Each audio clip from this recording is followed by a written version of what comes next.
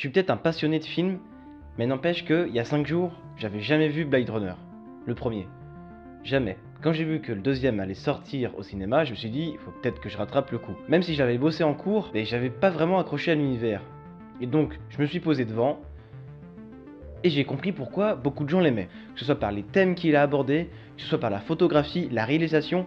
Enfin, c'était un film unique. Et du coup, quand le 1 s'est terminé, j'avais énormément de questions sans réponse. Sans aucune réponse. Et donc j'ai été voir Blade Runner 2049 pour me faire mon avis et espérer obtenir des réponses. Eh bah merde. Blade Runner 2049 est sorti 35 ans après le premier. C'est énorme. Il est réalisé par Denis Villeneuve, le mec qui a réalisé Premier Contact, que j'avais adoré de ouf. Et il a aussi réalisé Prisoners, pas que ça, mais aussi Prisoners avec Hugh Jackman, que j'avais bien évidemment adoré aussi. Hein, Hugh Jackman, déjà que je l'aime beaucoup, mais dans ce rôle-là, je l'avais franchement bien aimé. Mais niveau scénario, ils ont repris celui qui avait écrit le premier, et ils ont même travaillé avec Ridley Scott, qui est le réalisateur du premier. Ça fait beaucoup de choses à apprendre, mais ça va aller. Il y a énormément de choses à dire sur ce film, j'ai l'impression de dire ça à chaque fois, mais vraiment. Mais là, ce film-là, il m'a foutu une claque. Niveau réalisation, niveau photographie, scénario, twist, jeu d'acteur, enfin il est presque parfait.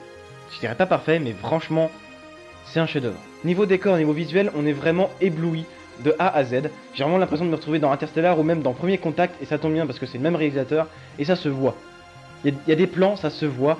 Dans Premier Contact, il y avait des plans en hélicoptère où ils arrivaient sur le vaisseau inconnu, et ben là, on a l'impression de retrouver le même. Forcément, il n'y a pas de vaisseau extraterrestre parce qu'il n'y en a pas, voilà. Mais, je veux dire, il y a des plans en vaisseau, on surplombe des immenses champs, des immenses décors. On n'a pas l'impression que ce soit la Terre, même si on sait que ça se passe dessus, mais avec une ambiance sonore qui est signée du Hans Zimmer, évidemment, donc déjà rien que ça c'est une grande excuse pour aller le voir, il a très bien fait son travail, et justement ça prouve que Hans Zimmer c'est pas seulement un mec qui fait des musiques que tout le monde retient, comme genre Pirates des Caraïbes, ou Inception, ou que sais-je encore. Là, il n'y a pas vraiment de thèmes qui reviennent, comme dans le premier, et c'est ça qui est bien. Il n'y a pas de thème musical qui revient, mais il y a des ambiances sonores. J'ai adoré la façon dont un peu le film se coupait par chapitre, pas par des titres, genre chapitre 1, un tel, chapitre 2, un tel, non. C'est par des espèces de gros coups de canon. On a l'impression que le film veut nous dire, là, il y a toute une partie du film qui vient se terminer, on entame autre chose. On démarre autre chose, avec un énorme coup de canon, avec une musique bien assourdissante, avec des basses énormes, et franchement, ça te colle au fond de ton siège. Ça te colle au fond de ton siège, genre tu te demandes, ok, on commence un nouveau chapitre, qu'est-ce qui va se passer ? Qu'est-ce qui va se passer? Le premier film, niveau scénario, niveau thème abordé, il avait clairement posé ses couilles sur la table et en disant, regardez, ça se trouve, ça peut exister. Et ça peut exister. J'espère pas, mais ça peut exister. Parce que vous savez quoi? Et ben en fait, le premier, il parle un peu, genre, de la manipulation génétique, genre, si l'homme se prend pour un dieu, il crée des êtres qui sont prévus juste pour travailler, mais au bout d'un moment, bah ils ont une conscience, hein, voilà. Et même à la fin du premier film, on se demande qui est le méchant. Genre, le méchant, c'est qui? C'est juste les réplicants. Donc les réplicants, c'est les êtres créés par les êtres humains, prévus pour travailler, mais qu'au final se rendent compte que bah, leur existence est vaine, et ils essayent de changer ça, ils essayent de se faire reconnaître avec leur statut d'être conscient. Donc le premier film, on se demande qui est le méchant. Est-ce que c'est les Blade Runner qui sont censés les tuer parce qu'ils sont pas humains, ou alors est-ce que c'est les réplicants qui essayent de se faire reconnaître même s'ils tuent des gens? Ben on sait pas. On sait pas, à la fin du 1, on sait pas. Il y a des tas de choses qu'on sait pas à la fin du 1, mais même ça, on sait pas qui est le méchant. Et dans le 2, bah, j'espérais qu'il m'apporterait une réponse à cette question, et tellement pas. Mais tellement pas du tout. C'est même pire. C'est même pire parce qu'il y a une grande question dans le 1 que tout le monde se pose, évidemment, c'est est-ce que... J'ai oublié son nom. Est-ce que Harrison Ford est un répliquant? Ça, il y a des tas de théories.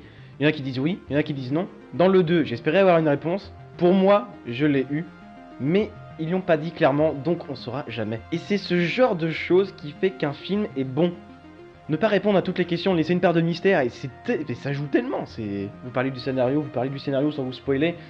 Donc en fait, Blade Runner 2049, ça parle d'un flic qui est joué par Ryan Gosling, qui a le même poste que Harrison Ford il y a 35 ans, donc Blade Runner, qui est censé tuer les réplicants, les réplicants ont évolué en niveau. Enfin, il y a toute une histoire là-dessus, genre la société a racheté telle société, ils ont amélioré les codes, ils ont fait en sorte qu'ils pouvaient se tuer entre eux, parce qu'il y a ça dans le 1 aussi, les réplicants pouvaient pas se tuer entre eux, enfin il y a toute une histoire là-dessus.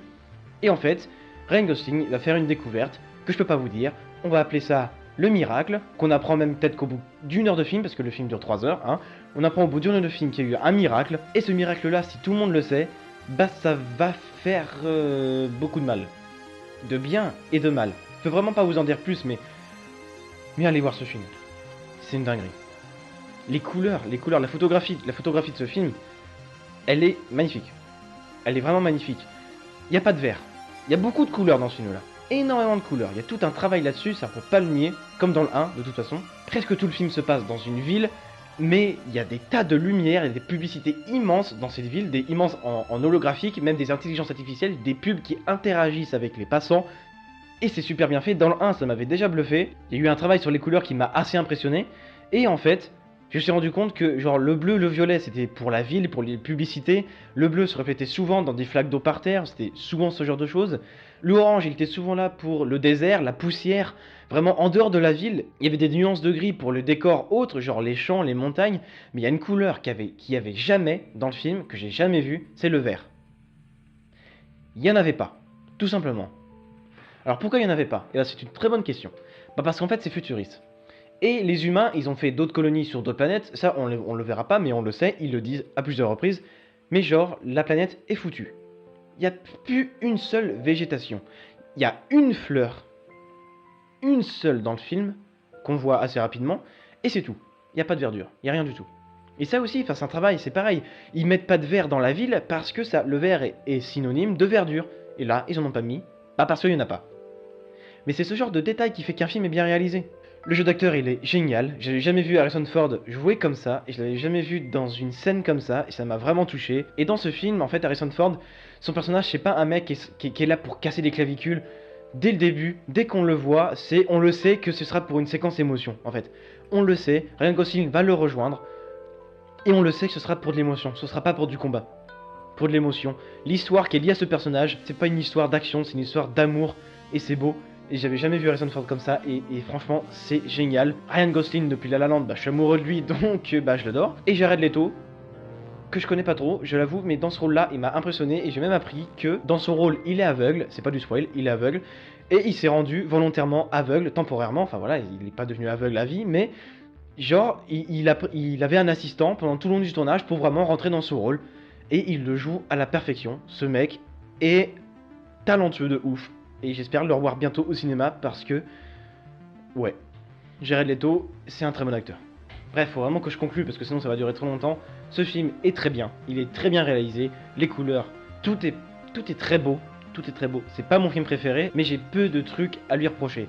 Des moments de lenteur, j'en ai eu, il y a des fois j'ai piqué des poids, mais ça s'est très vite rattrapé. Et voilà, enfin c'est Blade Runner, quand j'ai vu le 1, je me suis dit, il y aura du niveau pour le 2, ils l'ont clairement atteint. J'ai parlé avec des gens plus âgés à la sortie du film qui avaient vu le premier quand il était sorti au cinéma, et ils m'ont dit qu'il était très bien. Et il y a la fameuse question, est-ce que Harrison Ford est un répliquant? Eh ben je sais pas.